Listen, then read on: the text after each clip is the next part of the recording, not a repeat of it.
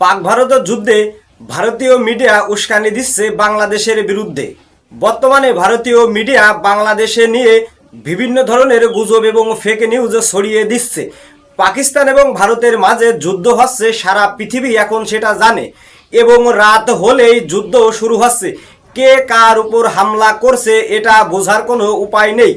সম্প্রতি গত দুদিন আগে রাত্রে ভারতের বিভিন্ন এরিয়ায় হামলার ঘটনা ঘটেছে। ভারতের পক্ষ থেকে দাবি করা হচ্ছে যে পাকিস্তান এই হামলা চালিয়েছে, অথচ পাকিস্তানের পক্ষ থেকে জানানো হয়েছে ভারতে তারা হামলা করেনি। ভারতের উপরে যখন হামলা করবে তারা বিশ্বকে জানিয়ে হামলা করবে, চোরের মতো রাতের বেলা কোনো হামলা করবে না। তবে ভারতীয় দিক থেকে জানানো হচ্ছে পাকিস্তানি হামলা করেছে ভারতে।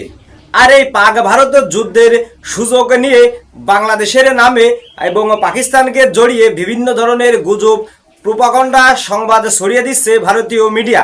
আজ তাক বাংলার এক মহিলা সারা দিন বাংলাদেশ নিয়ে গুজব ছড়াবে, মিথ্যা কথা বলবে, বিভিন্ন ধরনের উস্কানিমূলক বক্তব্য দেবে। তাদের সঙ্গে বিভিন্ন সময় আজগবি সব আলতো ফালতো লোকেদের দেখা যায়, তাদের নিয়ে সংবাদে উপস্থাপন করছে।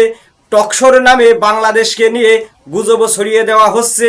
এই যদি হয় ভারতীয় বাংলা ভাষার মিডিয়াদের চরিত্র, ভারতের এই সাম্প্রদায়িক মিডিয়াগুলো জন্মলগ্ন থেকেই বেজন্মার মতো ফেক নিউজ, ফেক সংবাদ প্রচার করছে।